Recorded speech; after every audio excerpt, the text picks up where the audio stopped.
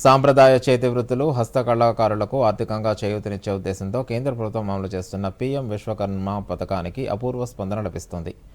PM Vishwakarma Yojana పథకానికి అర్హులైన వారంతా దరఖాస్తు చేసుకోవాలని ఆదిలాబాద్ జిల్లా పరిశ్రమల శాఖ జనరల్ మేనేజర్ డి పద్మభూషణ్ రాజు సూచించారు.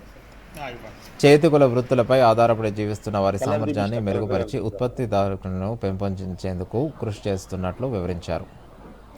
జిల్లాలో ఇప్పటి వరకు 3,829 మంది పీఎం విశ్వకర్మ పథకానికి దరఖాస్తు చేసుకున్నట్లు దూరదర్శన్కు తెలియజేశారు. పరిశ్రమల కేంద్రం ద్వారా పీఎం విశ్వకర్మ, ప్రధానమంత్రి విశ్వకర్మ స్కీమ్ ని మేము ఇంప్లిమెంట్ చేయడం జరుగుతుంది.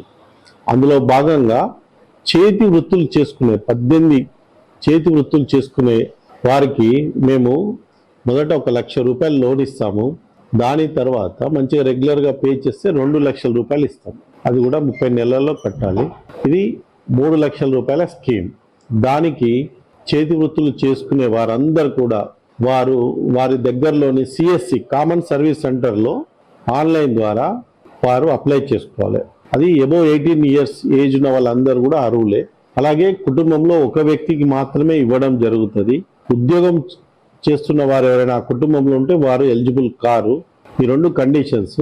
వారి ఆధార్ కార్డు మరియు పాన్ కార్డు మరియు ration card plus bank account details తీసుకెళ్ళి దగ్గరలోని సిఎస్సి సెంటర్లో అప్లై చేసుకుంటే దానికి ఆ గ్రామంలో ఉన్న పంచాయత్ సెక్రటరీ గారు వచ్చి వారిని ఎంక్వైరీ చేయడం జరుగుతుంది.